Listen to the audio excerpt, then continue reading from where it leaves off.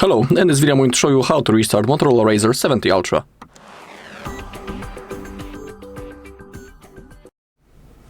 Okay, we have two options how we can restart our phone, and of course I'll show you both methods.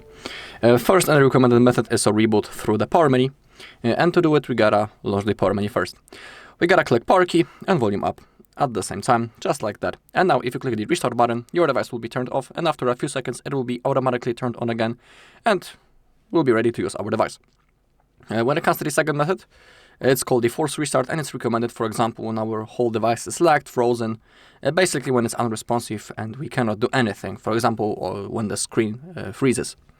To perform a forced restart, we gotta use the power key and volume up again, but this time we gotta keep holding both keys until the screen turns off. After that, we should see the Motorola logo. So keep holding. Now we can release. And now the Motorola logo should appear. Yeah, here it is.